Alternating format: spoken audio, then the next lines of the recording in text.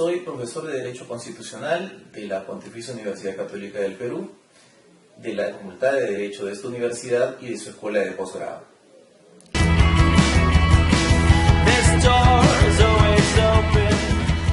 artículo 86 contiene un vicio de inconstitucionalidad manifiesto. Y esto lo podemos apreciar por lo siguiente. La Constitución prescribe que el presidente del Consejo de Ministros puede hacer cuestión de confianza respecto de la solicitud de cualquier medida que pueda adoptar el Congreso en ejercicio de sus facultades. La Constitución no excluye ninguna. El reglamento del Congreso, en su artículo 86, en cambio, excluye ciertas materias de la posibilidad de ser planteadas con el respaldo de una cuestión de confianza. Por ejemplo, dice que la promoción de la aprobación de normas no puede ser materia de cuestión de confianza. Entonces, si la Constitución establece que cualquier medida que se solicite aprobación puede ser objeto de cuestión de confianza y el reglamento excluye la promoción de la aprobación de una norma, está claro que hay una limitación no permitida por la Constitución que el reglamento contiene, y eso es una inconstitucionalidad manifiesta. En segundo lugar, la Constitución establece que se produce la crisis total del gabinete cuando se le rechaza la cuestión de confianza a un presidente del Consejo de Ministros. También dice que cuando durante un mismo periodo presidencial se producen dos crisis totales del gabinete por rechazo de cuestiones de confianza, el presidente está habilitado para disolver el Congreso.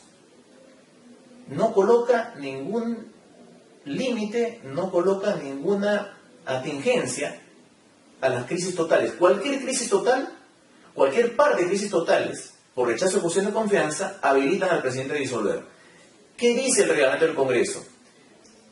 Cuando se rechaza la confianza a un presidente del Consejo de Ministros y el presidente de la República nombra en el nuevo gabinete a un ministro del gabinete removido, entonces ese rechazo de la cuestión de confianza al presidente del Consejo de Ministros ya no es crisis total del gabinete. ¿Y qué dice la Constitución? Que se produce la crisis total del gabinete cuando se rechaza la cuestión de confianza al presidente del Consejo de Ministros. No coloca ninguna excepción y el reglamento del Congreso coloca una excepción. Entonces está estableciendo una excepción no permitida por la Constitución. Entonces es frontalmente inconstitucional. Esta inconstitucionalidad manifiesta, para no generar obligatoriedad, no necesita de una sentencia del Tribunal Constitucional que la declare, porque su obediencia, su acatamiento generaría una distorsión de todo el sistema. Le pongo un ejemplo. El artículo 130 de la Constitución establece que el mandato de los congresistas es de 5 años. Imagine que el presidente de la República expide un decreto de urgencia en el cual dice que el mandato de los parlamentarios va a ser de 2 años. Entonces, uno podría pensar que los parlamentarios tendrían reducido su mandato a pesar de que este decreto de urgencia, y que a pesar de que este decreto de urgencia es inconstitucional, porque la Constitución dice que su mandato es de 5, no de 2 años, tendrían que irse a su casa y demandar al Tribunal Constitucional para luego de una sentencia regresar al Congreso. Y eso no es así. En ese caso, el carácter manifiesto de la inconstitucionalidad de ese decreto de urgencia les habilita a los congresistas a no observar, a no sentirse obligados por ese decreto y continuar realizando su trabajo legislativo. Porque se originaría una distorsión inmensa, una distorsión severa al sistema democrático constitucional si es que se le dijera: no, ustedes tienen que irse del Congreso, se van a convocar nuevas elecciones y demanden al Tribunal Constitucional, y cuando ganen, entonces ya veremos cómo hacemos que ustedes regresen cuando haya otro Congreso elegido para 2 años. Entonces se arma todo un problema, casi sin solución, por el hecho de haber obedecido a una norma manifiestamente inconstitucional.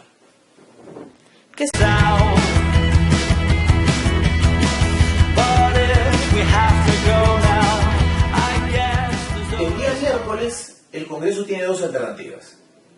El presidente del Consejo de Ministros, según el mensaje presidencial y según el decreto supremo publicado hoy día, va a pedir al Congreso que apruebe los 4 proyectos de reforma constitucional presentados por el presidente. Y va a ser cuestión de confianza de ese pedido. Esto quiere decir que el Congreso tiene dos posibilidades de actuación. La primera, aprobar los proyectos de reforma constitucional. Y con esa aprobación estará al mismo tiempo aprobando la cuestión de confianza. Y el gabinete permanecerá y el presidente de la República no estará habilitado para disolver el Congreso. Y como este proyecto de ley es aprobado en una legislatura, de reforma constitucional, es aprobado en una legislatura, para hacer reforma constitucional válida, para que se complete el procedimiento de reforma, tendrá que haber un referéndum, porque eso lo manda el artículo 206 de la Constitución. Es una posibilidad, que puede presentarse el día miércoles. La otra es que el Congreso diga: no aprobamos los 4 proyectos de reforma constitucional. En ese caso, la desaprobación de esa solicitud significará el rechazo de la cuestión de confianza planteada por el presidente del Consejo de Ministros y, por lo tanto, la crisis total del gabinete, es decir, la pérdida del cargo de todo el Consejo de Ministros. Y como es la segunda vez que ocurre esto, porque el gabinete Zavala también fue sujeto de una cuestión de confianza rechazada, el presidente estará habilitado para disolver el Congreso. Esas son las dos posibilidades que se pueden plantear el día miércoles.